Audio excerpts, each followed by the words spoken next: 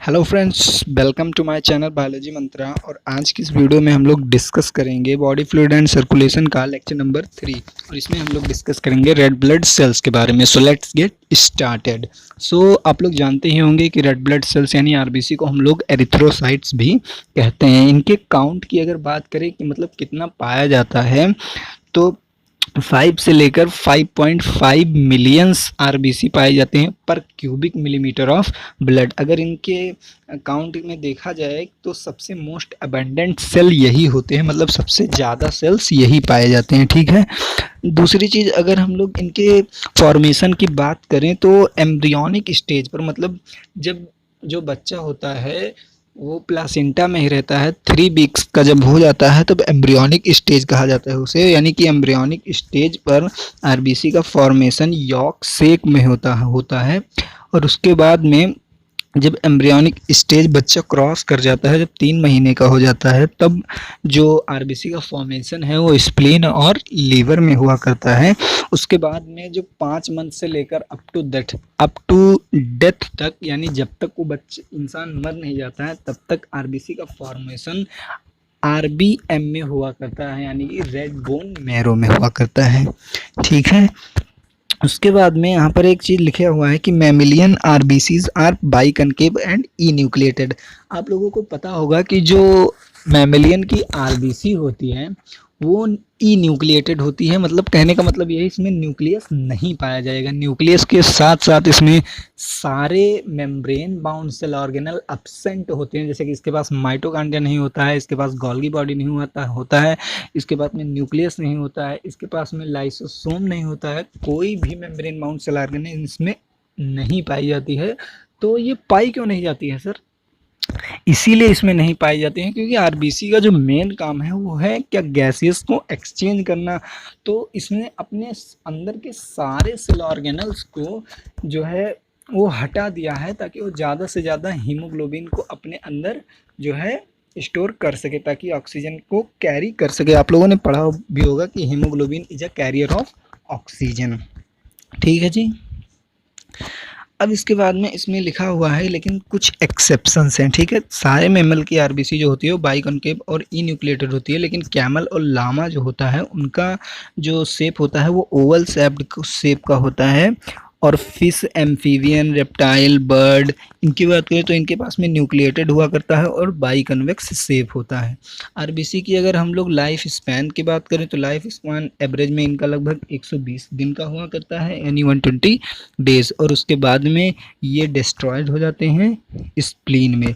और क्योंकि ये स्प्लीन में डिस्ट्रॉय होते हैं इसीलिए स्प्लीन को हम लोग ब्लड बैंक या फिर ग्रेवयार्ड ऑफ आरबीसी कहा जाता है। ग्रेव का मतलब होता है कब्र और ग्रेवयार्ड का मतलब होता है कब्रिस्तान। ठीक है जी। इसमें लिखा हुआ है liver also destroys the RBC because they have Kupffer cells and synthesise bilirubin and biliverdin from their haemoglobin. इसमें कह रहा है कि जो लीवर है वो भी आरबीसी का डिस्ट्रक्शन करवाया करता है। तो एक बड़ी इंपॉर्टेंट बात यहाँ पर ये आप देख रहे हैं कि लीवर और स्प्लीन मिलकर बनाया करते थे आरबीसी को एट द 5th मंथ। जब 5 मंथ का हो जाता था बच्चा तब लीवर और स्प्लीन मिलके बनाया करते हैं। और अब ये क्या कर रहा है, लीवर ही आरबीसी को डिस्ट्रॉय कर रहा है। तो बड़ी इंपॉर्टेंट बात है ये। लीवर आरबीसी को डिस्ट्रॉय करता है और फिर उसके बाद में, और डिस्ट्रॉय कैसे करता है सर? क्योंकि इनके पास में कुफर सेल्स होते हैं। ये मैं आपको पढ़ाऊंगा, जब मैं आपको पढ़ाऊंगा लीवर तब मैं आपको पढ़ाऊंगा कुफर सेल्स के बारे में, तो वहाँ पर डिस्कस करेंगे।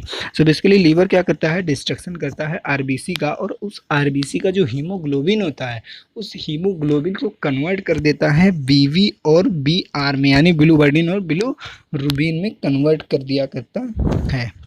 सही है जी। तो एक बार हम लोग फिर से थोड़ा सा रिवाइज कर लेते हैं।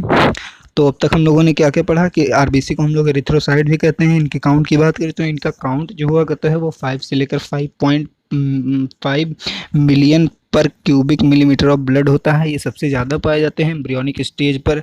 जो है ये कहाँ पर फॉर्म होते हैं, यॉर्क शेप में इनका फॉर्मेशन होता है। और उसके बाद में जब 3 मंथ का हो जाता है तब इसका फॉर्मेशन लीवर या फिर स्प्लीन में होता है। और जब 5 मंथ का हो जाता है तो 5 मंथ से लेकर जब तक इस इंसान की डेथ नहीं होती है तब तक कौन बनाया करता है, आरबीएम, यानी कि रेड बोन मेरो। ठीक है जी। और और इसके पास में एक इम्पॉर्टेंट बात है, इसके पास में एक एंजाइम होती है जिसे हम लोग कहते हैं कार्बोनिक एनहाइड्रेस। ये कार्बोनिक एनहाइड्रेस क्या करता है, ये CO2 को कन्वर्ट कर देता है H2CO3 में, और उस H2CO3 को ब्रेक डाउन कर देता है HCO3 यानी बाइकार्बोनेट आयन में। ठीक है जी।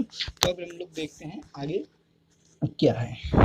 इसमें लिखा हुआ है they lack all cell organelles except ribosome. ये क्वेश्चन आपसे पूछा जा सकता है, सारे के सारे सेल ऑर्गेनल्स जो हैं आरबीसी में अब्सेंट रहते हैं, वो कौन सा सेल ऑर्गेनल है जो उसमें प्रेजेंट रहता है, तो हमारे पास में वो क्या है, राइबोसोम है। ठीक है जी, राइबोसोम उसमें प्रेजेंट होता है। और चूंकि इसमें माइटोकॉन्ड्रिया भी नहीं प्रेजेंट है, तो इसमें रेस्पिरेशन कैसा होगा, रेस्पिरेशन इसमें एनाएरोबिकली होगा। एनाएरोबिकली होने का मतलब ये है कि इसमें ऑक्सीजन की यूटिलाइजेशन नहीं होगी, मतलब एटीपी का फॉर्मेशन नहीं होगा, 38 एटीपी इसमें नहीं बनेगा। ठीक है जी।